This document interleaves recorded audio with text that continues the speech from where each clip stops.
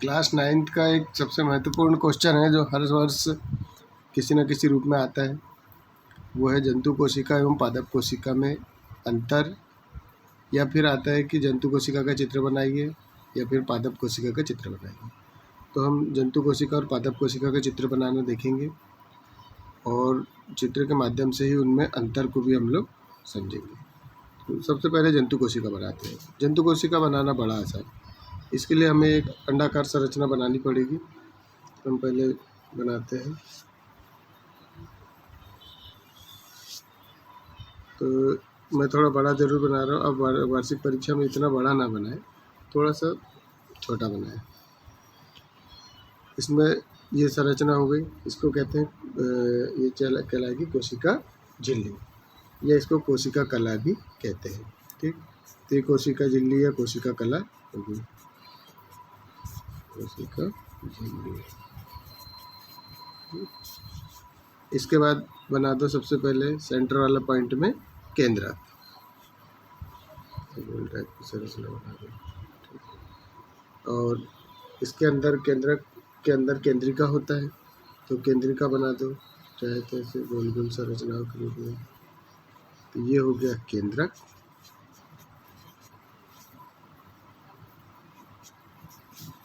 और सबसे सेंटर वाला पॉइंट कहलाता है केंद्रिका।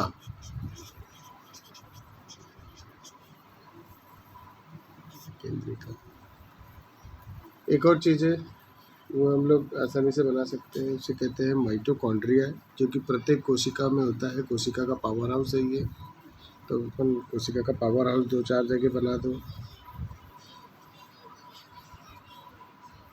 इसमें अंदर ऐसे गोल गोल संरचना बना देना है इनको। तो ये बन जाता है कोशिका का पावर हाउस, यानी कि माइटोकॉन्ड्रिया। लिख भी दिए माइटोकॉन्ड्रिया।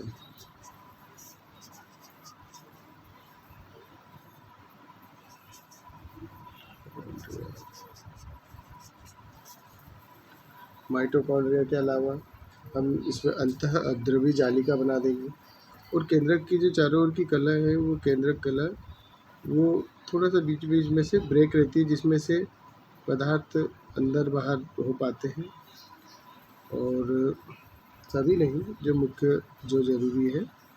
और इसके बाद इसमें बना दो अंतः अवद्रवी जालिका,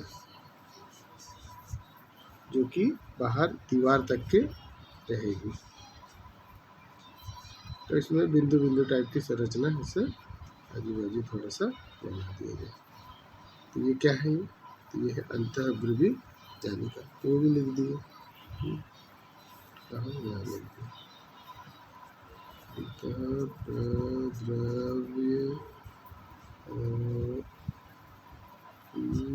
जालिका। और क्या है? तो इसमें लाइट शोषण, तो कहीं एक बिंदु टाइप की संरचना बनाओ, 2 बिंदु ऐसे लगा दो, ये है लाइट शोषण।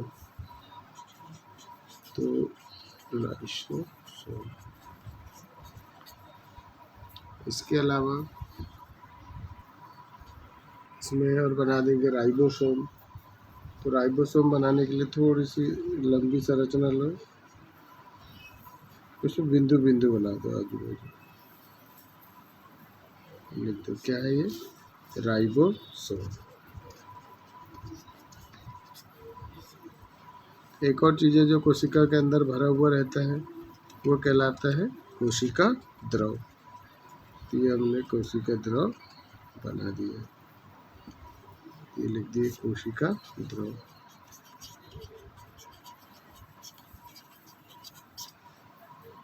इतने में हम जंतु कोशिका का चित्र में इतनी चीज़ें बना देंगे। माइटोकॉन्ड्रिया, ये सब हो गया अपने लिखे जंतु कोशिका। यदि केवल जंतु कोशिका का चित्र आएगा तो केवल इतना बनाना है। अभी हम पादप कोशिका भी देखते हैं। ये देखिए चित्र ऐसा बना, रंगीन में बना के रखा है। अब हम बनाएंगे पादप कोशिका। पादप कोशिका बनाने के लिए एक षटकोणीय आकृति बना लो सबसे पहले।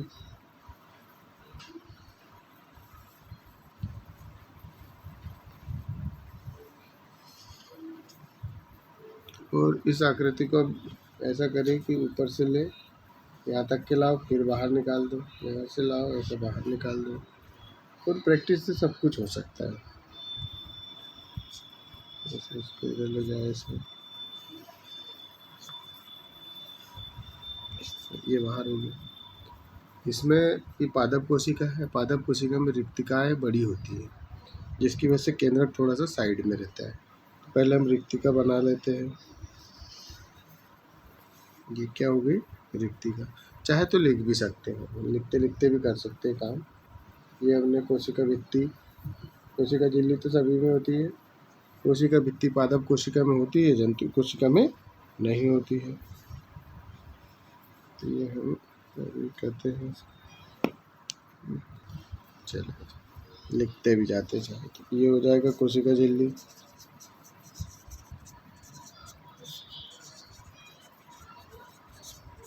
और ये भीतर वाली हो गई कोशिका भित्ति।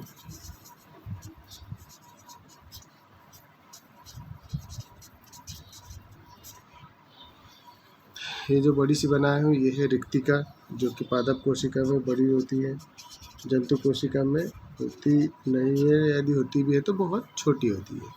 रिक्तिका हो गया। रिक्तिका बड़ी होने के कारण केंद्रक थोड़ा सा साइड में, तो ये हमने बना दिए केंद्रक। और उसके अंदर केंद्रिका, नाम भी लिख दिए, केंद्रक। और ये हो जाएगा केंद्रिका।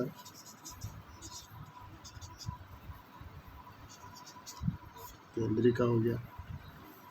और क्या बना सकते हैं अपन लोग?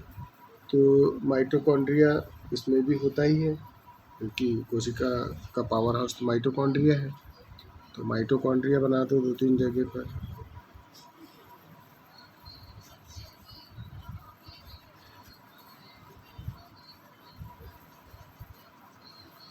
तो हमने लिख दिया कि माइटोकॉन्ड्रिया।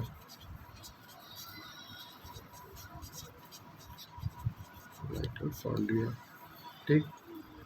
माइटोकॉन्ड्रिया के अलावा एक चीज़ है जो पादप कोशिका में पाई जाती है लेकिन जंतु कोशिका में नहीं, और वो है क्या? तो क्लोरोप्लास्ट या हरित लवक। तो हरित लवक बना देते हैं अपन कहीं पर।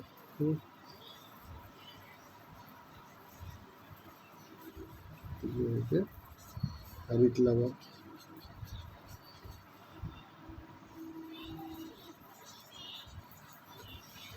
इसके अलावा एक चीज़ है कॉमनली जो पाया जाता है, वो है क्या?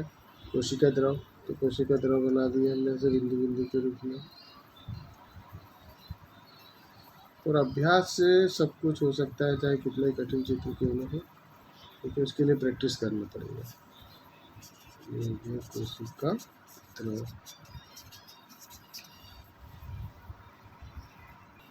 इसके अलावा क्या? तो वो है अंतःद्रवी जालिका वगैरह। केंद्रक के चारों ओर की केंद्रक कला बना दो, और अंतःद्रवी जालिका बना दो।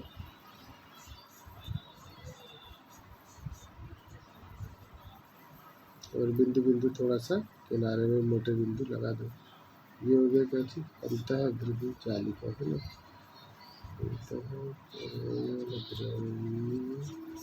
जालिका, अंतःपृथ्वी जालिका हो गई। अंतःपृथ्वी जालिका के अलावा क्या बच गया? और हम गालजिकाएँ बना सकते हैं। जंतु कोशिका में भी पाया जाता है गालजिकाएँ। कहीं भी हमको ऐसे थोड़ा सा ऐसे संरचना लंबी टाइप की, ये हो जाएगा गालजिकाएँ।